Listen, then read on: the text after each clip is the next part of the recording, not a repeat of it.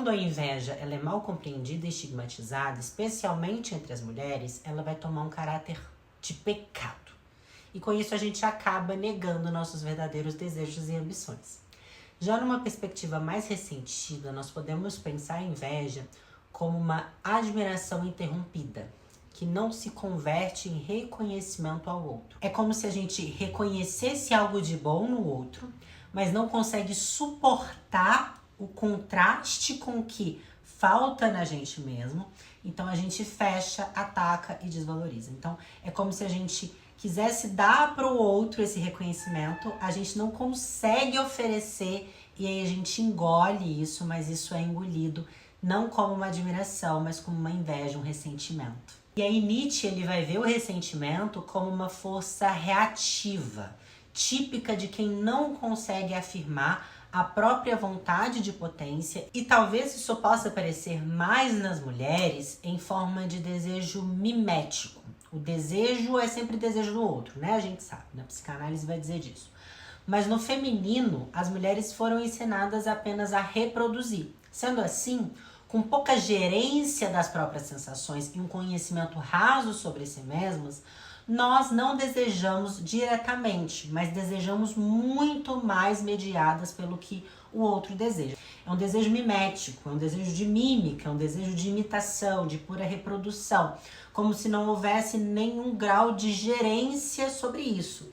Ainda que em psicanálise, em última instância, todo desejo seja desejo do outro, né? O desejo de que o outro nos deseje ou um desejo atestado e reconhecido pelo outro, é preciso haver uma gerência, é preciso haver uma assinatura própria nesse desejo, né?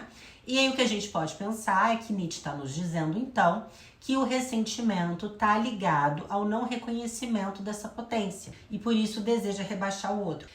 Desse desejo que não é autorizado em nós, que a gente não pode assumir essa potência, porque uma mulher tem que ser boazinha, tem que ser boa, bem comportada, ela não pode desejar aquilo que não é autorizado para uma mulher. Então, quando a gente vê uma mulher fazendo aquilo que não somos autorizadas a fazer, além de sermos educadas a vigiarmos umas às outras, a gente olha e vê aquela mulher fazendo aquilo que não fomos autorizadas. Então, isso vai dizer de processos inconscientes, processos arcaicos e muito primitivos. E nisso eu acho que entra o que a Elise propõe como a inveja sendo um sintoma da repressão dos desejos pessoais. Se não podemos ter, invejamos. Se acreditamos que não podemos, nem tentar, invejamos. Então a inveja seria não só sobre o que o outro tem, mas o que o outro é para nós. Não só sobre querer o que o outro tem, mas que, vendo o outro ter, somos convocados a olhar para a nossa própria covardia, somos convocados a olhar para os nossos próprios impedimentos, sejam eles materiais, psíquicos, de crenças, de natureza, de onde nascemos. Então, a crítica central aqui é que a inveja ela não é uma falha moral individual, mas ela é um efeito também, um efeito colateral do patriarcado. Quando os recursos simbólicos, afetivos e sociais são escassos, reconhecimento, liberdade, realização, a comparação vai virar dor. E essa dor, ela pode vir a ser inveja. Na série Invejosa da Netflix, por exemplo, nós podemos ver, através da protagonista, praticamente uma radiografia, assim, um exame da solidão feminina num mundo de espelhos quebrados. A protagonista é uma mulher cuja inveja, disfarçada de crítica, de autoimagem, de comparação, revela o esgotamento de uma vida vivida a partir das expectativas dos outros. Ela sofre pra caramba, sobretudo de ser refém de suas idealizações criadas pelo patriarcado do que deve ser uma mulher. Ela nem se questiona, o que realmente a faz feliz, o que ela realmente quer. Nisso que eu falo, dessa falta de gerência sobre o próprio desejo. E aí a série vai nos mostrar como a inveja ela não é maldade ou simplesmente querer destruir ou tirar do outro aquilo que não se tem, mas é uma dor sem linguagem. Um sintoma que fala de um amor não vivido, de um reconhecimento negado, de projetos frustrados, de uma falta de olhar. Fala do desejo de ser outra, de não ter se tornado o que imaginava que poderia ter sido ou que acha que precisaria ser para ser amada e ser reconhecida. O que me lembra muito também, o que eu vou trabalhar no meu livro, para quem não leu, inclusive tem a leitura dirigida aqui em módulos anteriores, que vai me lembrar muito o olhar afiado que eu lanço para o ciclo geracional. A inveja entre mães e filhas, né? Eu dedico alguns capítulos a isso. Porque eu vou mostrar que existem mães ressentidas que educam filhas para serem livres, mas não suportam vê-las voarem.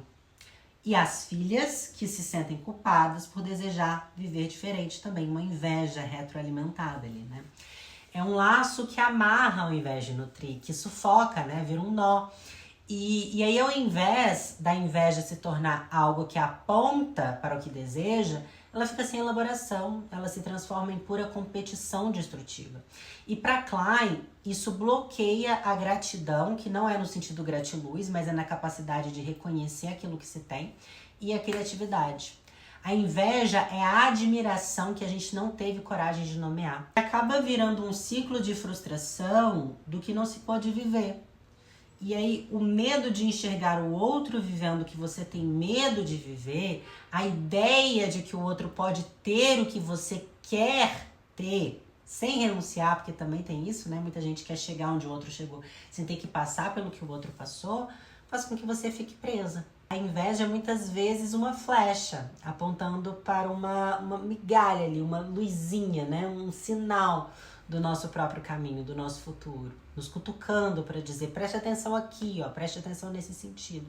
Então, dessa maneira, ao aceitarmos a inveja como essencial, ao reconhecer nela algo nosso, ao nos reconhecer, conhecer o nosso desejo nela, nós podemos abrir a porta para possibilidades, inclusive para convidar o nosso desejo para entrar, né? E aí eu vejo por aí dizendo que inveja é aquilo que o outro faz, que você não teve coragem de fazer, né? Mas aí eu te pergunto também, a coragem nasce do quê? Será que nós podemos dizer, então, que a inveja feminina vem justamente das mulheres não terem coragem de desejar? Mas a coragem cresce do quê? Quando se cresce num ambiente onde mães que tiveram que abrir mão da sua vida em nome de um ideal de maternidade são tomadas pela inveja de não suportarem que as filhas vivam aquilo que elas não puderam viver e projetam nas filhas as suas frustrações narcísicas, sem dar espaço para a criatividade dessa criança, que é a base da coragem, para construir uma vida mais autêntica. Será que a gente está dizendo só de uma inveja de não ter coragem? Ou a gente está dizendo também que essa coragem, ela vem de raízes muito mais profundas? Então vamos pensar em inveja, não como um pecado, mas como algo que aponta para o nosso desejo, algo como um sintoma e um efeito colateral do patriarcado que silencia mulheres, que retira da mulher a capacidade de poder decidir por si mesma, coloca mulheres vigilantes uma das outras, né? E acaba colocando a inveja também como uma forma de isolamento social entre nós.